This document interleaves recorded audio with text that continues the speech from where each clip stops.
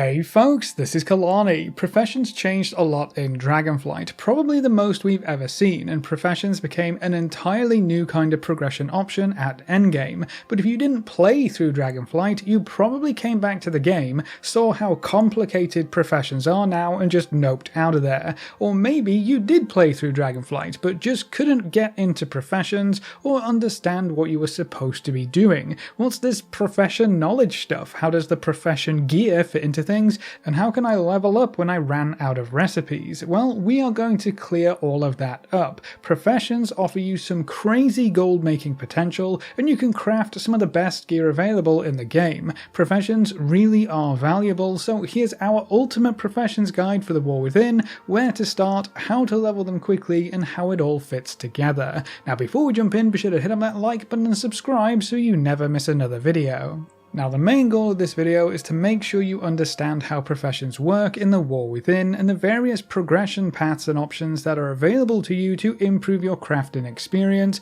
and let you make some good stuff. Maybe you didn't play through Dragonflight, so you don't know what all of these stats and optional materials and different ranks and tiers, and people are saying you need to use a spark to get good gear. What does that even mean? We'll go over it, don't worry. Or maybe you kind of sort of know some things about the big update we had in Dragonflight, but just couldn't wrap your head around what you were supposed to do. No matter what camp you are currently in, this video should have all of the answers you need to fully embrace professions in the War Within. So first things first, where can you learn the new Kaz Algar versions of the profession so you can start working on getting everything leveled up? The War Within is a bit different because usually we visit the big city hub towards the end of the leveling process, but Dornegal, the new hub for this expansion, is introduced almost immediately. Very shortly after starting your adventures on the Isle of Dawn, you'll visit the new city hub. It has quite a few different districts, and the one that you're looking for is the Forge Grounds. This is the professions or crafting section, and you can find trainers for every profession somewhere in this area, so you can pick up Kaz Algar professions almost immediately. It's also very important to note that you do not need the Dragonflight professions at all. You don't have to have any progress in them, none of it will carry over, they are entirely separate. So even if you did nothing in Dragonflight with your professions, you are not any further behind anyone else. Everything is reset, it's a fresh clean slate, and everyone is on an even playing field. But you may be wondering, when should you start focusing on leveling these up? Should you pile everything you have into crafting and leave leveling until later, or should you just wait until max level to really start tinkering around with things? This will largely depend on you and your goals, but also which professions you're interested in. Now, World of Warcraft isn't the only game getting big updates. Ragnarok Origin ROO's Awakening update just went live as well. Ragnarok Origin ROO is the official sequel to Ragnarok Online, and it is an exciting MMORPG you can play on your PC or phone, so you can play whenever and wherever you want. The new update includes new job advancements for many classes, so you can now play as the Rune Knight, Archbishop, Warlock, Guillotine Cross, Mechanic, and Ranger. Each one brings new ways to play and amazing animations and visual effects. There's also a bunch of new content to look forward to, including 7 new main story chapters. The Clash of Chaos pits you against challenging demon encounters with 3 different modes to earn all new exciting rewards. There are new pets for you to acquire, including Odin's Divine Ravens, Hugin, and Nemesis, who can run interference for you or provide frontline tanking and support, so they'll be a great asset to your overall setup. You can craft your very own airship and pilot it across the land of chaos with your favourite pets too. There are also unique character power systems in the Nebula Path, and the Nexus engine offers a new strategy challenge where you'll need to plan your moves carefully if you want to claim all of its rewards. So use our link in the description to download Ragnarok Origin today, and you can use the gift code Kalani8532452 to get special in-game items to kickstart your adventures. Now getting back to the video, for anyone with a gathering profession, so mining, herbalism or skinning, I would pick those up and start leveling them right away. Make sure you are tracking your relevant nodes and gather whatever you come across on your questing adventures. Not only will this help you level up your profession, but gathering still yields a bit of experience too, so it could also help you level up your character. If you want to make some good gold early on, I would sell the stuff that you are gathering. Usually the earlier you get your stuff onto the auction house, the more gold you're going to get for it. For crafting professions, it gets a bit weird. Personally, I would recommend you wait until you hit max level and get the campaign done before jumping into crafting and professions, but ultimately it is up to you. I find that crafting requires a lot of materials to really get going, so you're either going to be spending a lot of time gathering them out in the world, which will usually be easier at max level, or you need to spend a lot of gold to buy them off the auction house, in which case it's going to be super expensive early on, so leveling up first might give the prices a bit of a chance to come down a bit. It is worth noting that the first time crafts do still offer some experience for your character. In Dragonflight, the experience gained from crafting was limited to about 2 levels if I remember correctly, so you can get some good chunks of experience if you start your crafting early, but you're going to need to complete the campaign anyway, so it might not matter in the grand scheme of things. Still, it is nice to know about, and we'll talk more about first time crafts a little bit later on. So now that we have these professions, how do we go about leveling them up?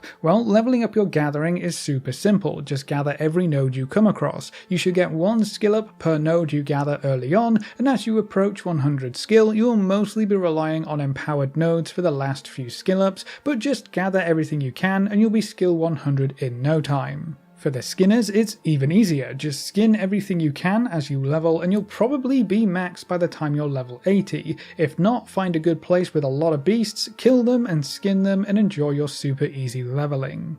Now, leveling up crafting professions is a little bit more involved. You'll need to keep an eye on what you're crafting and whether it can actually provide you with a skill up or level up. Each recipe will have an icon next to it. An orange icon means it will always give you a skill up. An orange icon with a number means that recipe gives that many skill ups. So you can see some give 2 or 3 skill ups just for crafting one recipe, so keep an eye on that. And that can save you a lot of time and gold if you craft the most efficient recipes available to you. A yellow icon is going to mean it only has a chance to grant you a skill up, and a green icon means there is a low chance to get a skill up. If there's no icon, you will not get a skill up at all from that recipe, so focus on orange and yellow crafts and make sure you aren't crafting grey recipes if your goal is to skill up. Your profession's skill level is super important for a few reasons. Obviously, the higher your skill, the more recipes you can learn, so the more items you can craft and create. For the gatherers, the higher the skill you have, the more raw materials you're going to get, so you can make more gold if that's what you're trying to do, but it goes a bit further than that.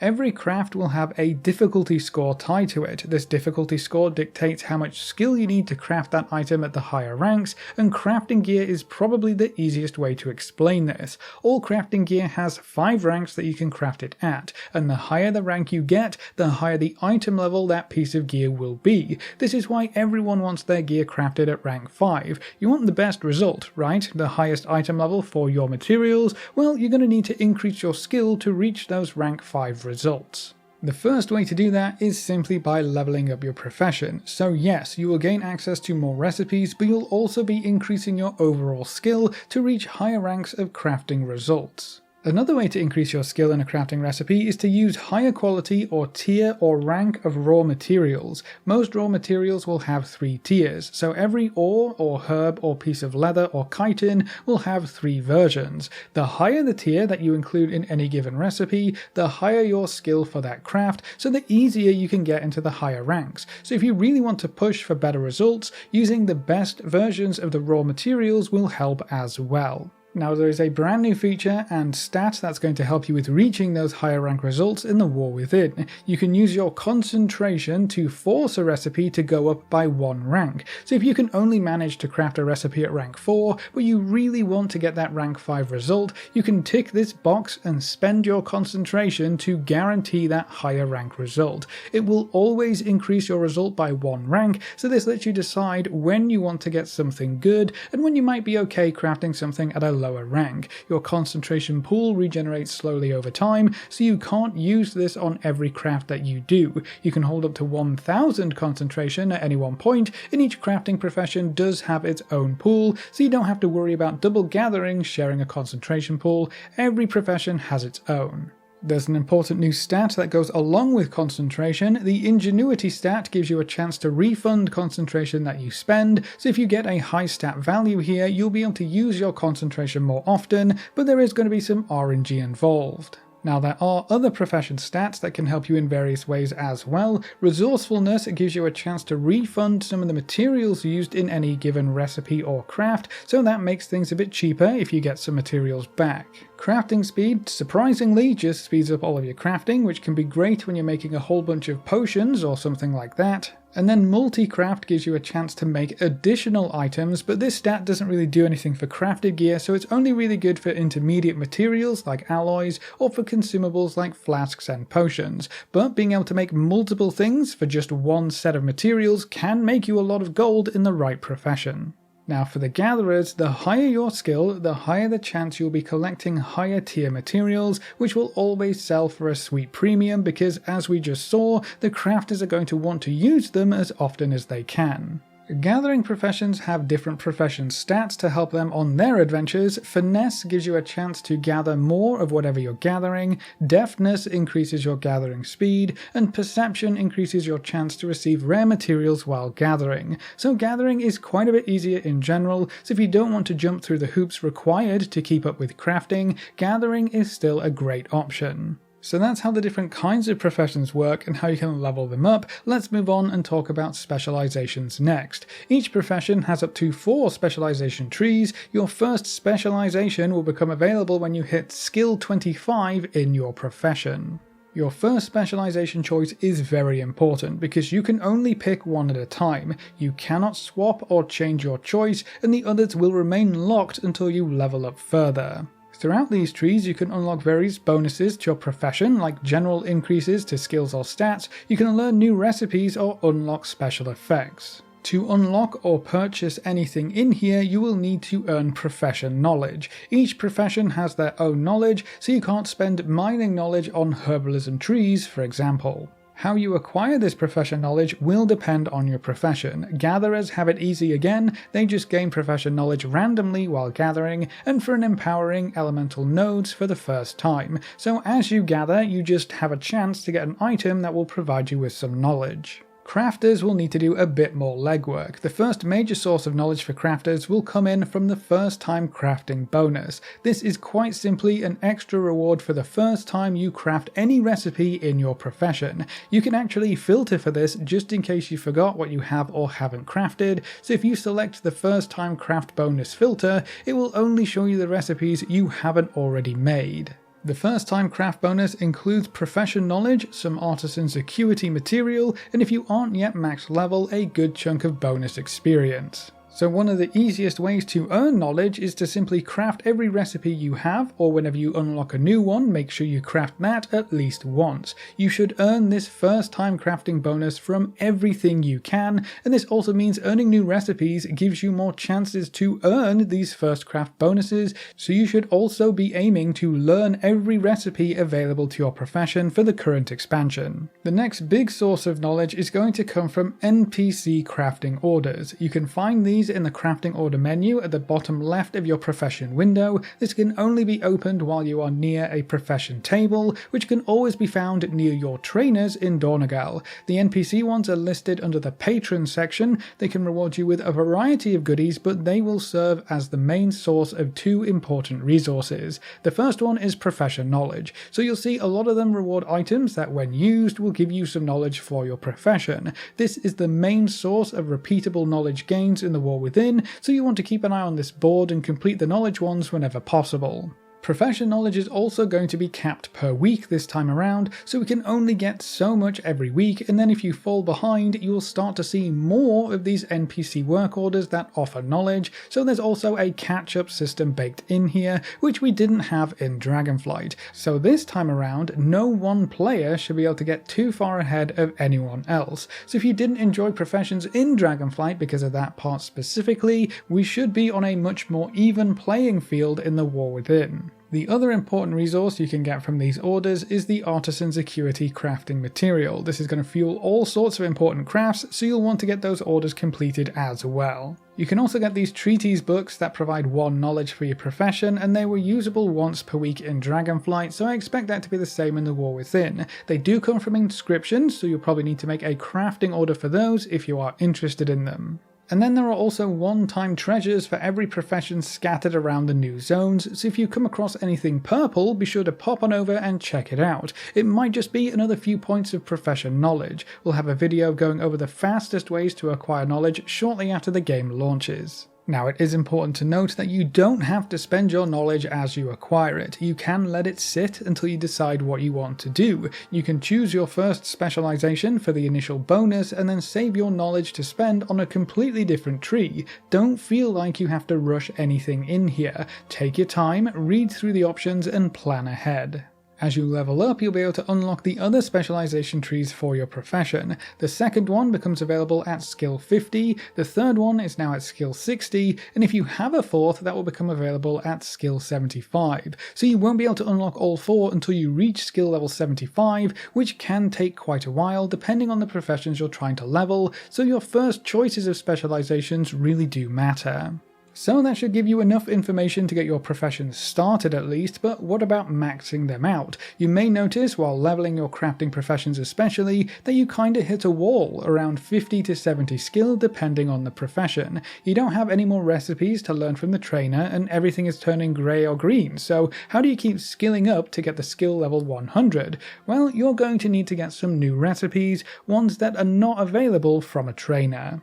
For example, certain specialization tree choices will unlock recipes for you. They can be quite deep in these trees, so they may cost quite a lot of knowledge to acquire, but these are the highest tiers of crafted gear that everyone is going to be after, so they are usually worth picking up. All of these recipes should stay orange until skill 100 too, so they can carry you the rest of the way. In fact, I would actually encourage you to choose a specialization tree that has some epic crafting recipes included as your first or second spec tree choices. If you don't get these trees unlocked, it can be much harder to skill up further because these are some of the easier higher tier recipes that you can get. Personally, I will be unlocking the epic dagger and sword recipes as quickly as I can on my blacksmith so I can take advantage of the crafting orders for weapons early on. We'll talk more about crafting orders in just a moment. Another way to get some higher tier recipes is by spending your artisan security at a new Artisans Consortium vendor in Dornagal. This chap is right next to the crafting order clerks and he sells a variety of recipes that can help you level up a bit further. Most of them are for profession gear, which can also make you some good gold. Artisan security is going to be quite restricted though, so you'll want to make sure any recipes you buy are worth the cost.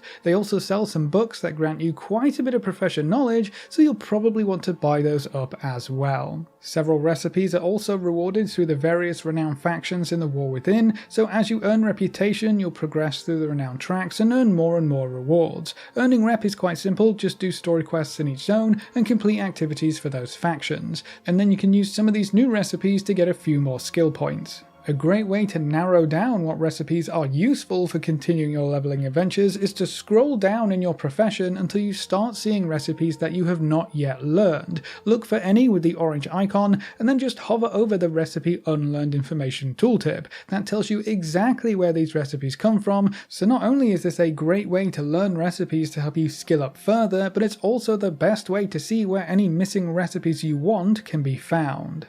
Another very important part of your profession progression is gear, special profession gear. Every profession has 2 accessory pieces and 1 tool. Almost all of this gear is crafted in professions themselves, but you probably won't be crafting all of your own pieces. Instead, they are spread out amongst the crafters, so you do have to rely on a different profession to get your profession gear crafted most of the time. The easiest way to find out where your profession gear comes from is to visit a crafting order clerk. In this menu, go down to profession equipment and choose the profession you want equipment for. So if you have mining, pick mining and then search for your equipment. I would also encourage you to go up into the filters and check the box that says current expansion only, just to make sure you aren't buying the dragonflight tools, which won't be as good. If you click on the recipe, you can see which profession will craft it at the top left, so the mining horde accessory is made by engineers. You can either make an engineer and level it up to eventually craft your own stuff, or you can just gather the materials, put it in a crafting order and have someone else do it.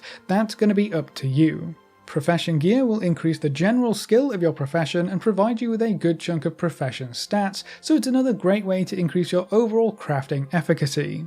So I guess now is the perfect time to jump into crafting orders. Crafting orders allow you to have something crafted that cannot be traded. You may have noticed the profession equipment we just looked at is bind on pickup. That means anyone crafting it won't be able to sell it on the auction house, so the only way to get this from another player is by putting in a crafting order.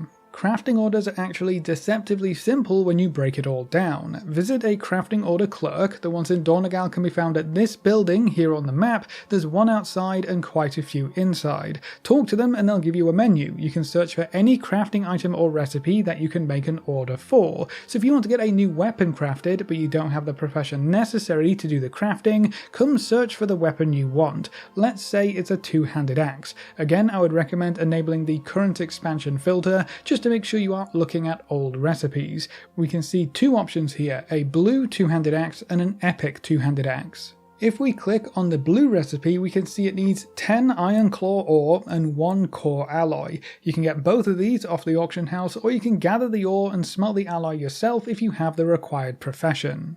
Then we also have 3 different boxes we can fill at the bottom. These are optional, so you don't have to use these at all, but you can add a missive to choose the stats on the resulting piece of gear in the first box. The second one lets you add an embellishment to your craft, which grants you a bonus effect, but you can only have 2 embellishments across all of your gear. Some special crafted gear also counts towards embellishments, so you should only add these if you know that it's going to be worthwhile. Class guides like on Wowhead will usually have a section about crafted gear and which embellishments are best for you. And then the last one allows you to add special items that increase the item level of the gear that you are getting crafted. So if you get a soul sigil, this axe can go up to item level 574, or if you can get an enchanted weathered harbinger crest, it can go up to item level 590. This is how you upgrade the item level of crafted gear, so this is arguably the most important part to understand. Now any higher tier of crafted recipes, so the epic ones most of the time, they are going to require something called a spark. For the War Within Season 1, we will be collecting these Sparks of Omens. They come from completing endgame activities. We'll be sure to cover those in more detail when the game goes live. You'll need 1 spark for any one-handed recipes or crafted gear, and then 2 sparks for any two-handed weapons. A crafting order for this gear works in exactly the same way. You just need to add your sparks in, collect all of the various materials, add the optional bits at the bottom that you want, and then send off the crafting order. Spark crafted gear is special because it can reach much higher item levels. You can get gear crafted that's just 3 item levels below the very highest gear in the game, and your sparks are going to be limited. We'll only get 1 spark every 2 weeks if the pace matches what we saw in Dragonflight.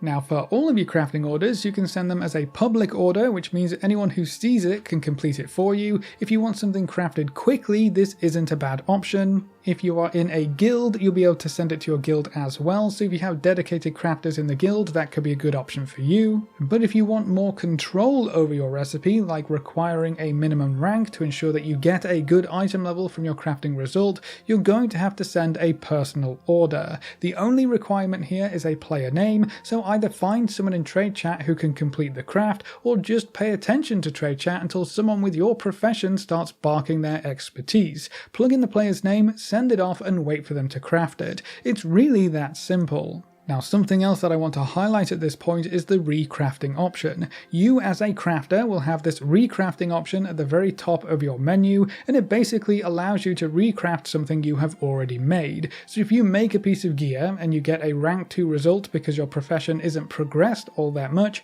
you can then come back later and recraft that same item into a higher rank after gaining more skill ups or knowledge or just upgrading your profession gear. Recrafting something will always cost fewer materials compared to making it for the first time, and the rarest or most expensive materials are usually excluded, so it's cheaper to recraft something rather than trying to get it crafted again from scratch. This is great because it means you don't have to wait to craft something. You can craft it at that lower rank, equip it, and benefit from that big gear upgrade, and then just recraft it later on when you can get a better result. The same can be done with crafting orders. There is a recraft option at the crafting order clerks, so you can plug in your already crafted item, supply the recrafting materials, and find someone to craft it at a higher item level. You don't need to get something at rank 5 the very first time, and I think at the start of the expansion, getting a rank 5 result will actually be quite a bit harder than many folks expect,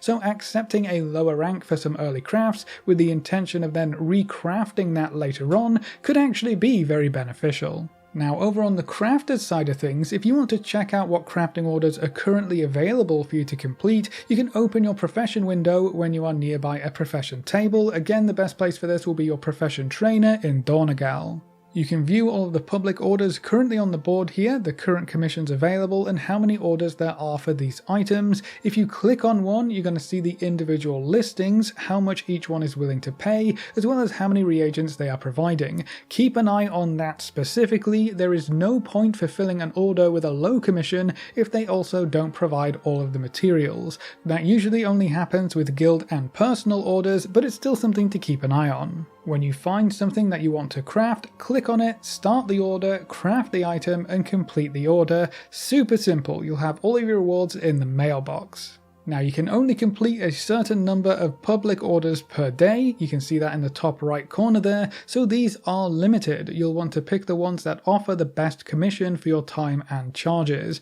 If you want to craft more than this, you're going to need to rely on guild orders or bark in trade chat for those personal orders. If you have any personal orders waiting for you to fill, you'll find those in the personal tab of the crafting order menu.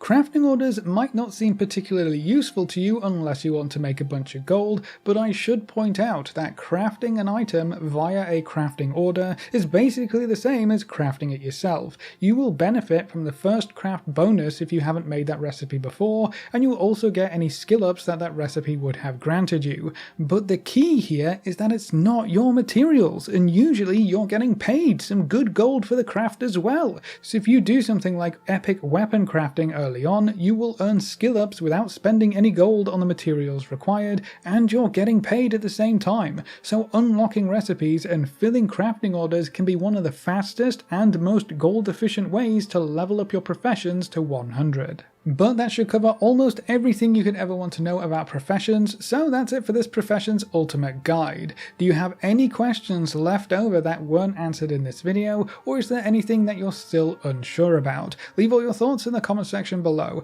A big thank you to all of our supporters over on Patreon and to all of our members here on YouTube. You can see the names floating by on screen. If you're interested in supporting the channel, you can find links in the description or click the join button just below the video. If you enjoyed the video or found it useful in any way, make sure to subscribe and ring that notification bell so you're always kept up to date. Thanks for watching, folks, good luck and have fun, and as always I will see you next time.